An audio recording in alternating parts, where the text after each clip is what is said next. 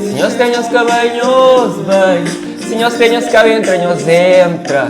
Ora viva pessoal, ora viva. Seja bem-vindo a esse canal. Meu nome é Anilton Levi. Para você que é novato por aqui, que é inscrito, por favor, inscreve. Clica no botão vermelho, fica inscrito, ativa sininho. Pois gosto, bem-vindo à novidade Crioulo.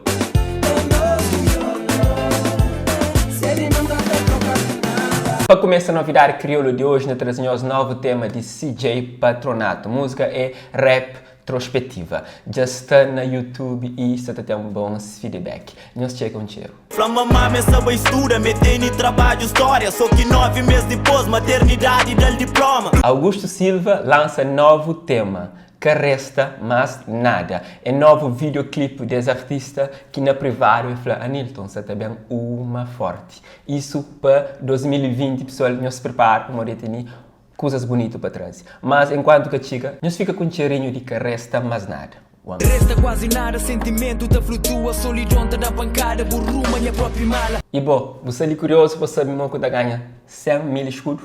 A sério? Mama fronha filho, cuidado com a companhia. Cabo fuma weed, cabo experimenta farinha. É jovem que acaba de hoje chama Eddie Desigual. Ele lança um concurso e um desafio para todo jovem que tem idade de 14 a 30 anos e que reside na Cabo Verde. Jovens podem concorrer e ganhar esse prêmio, 1.000 euros ou 110 mil escudos. E no regulamento está, no número 0, está falando, fazer um vídeo que importa se é de telemóvel ou máquina. 1. Tem que fazer uma autobiografia.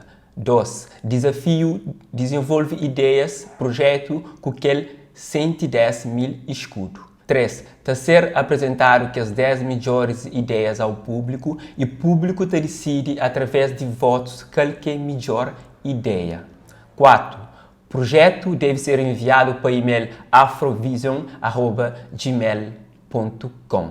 Assunto: SOMI. SOMI é sonhos oprimidos e mentes invencíveis. Que projeto também de Eddie Desigual. Esse rapper cabo-verdiano lança esse desafio e botam dia 10 de janeiro para o concorrer, janeiro de 2020. E 20 de janeiro de 2020 está a ser anunciado vencedor. Então, faz o vídeo e se você quer saber mais sobre regulamentos e como participa, contata Eddie Desigual no Facebook, ok?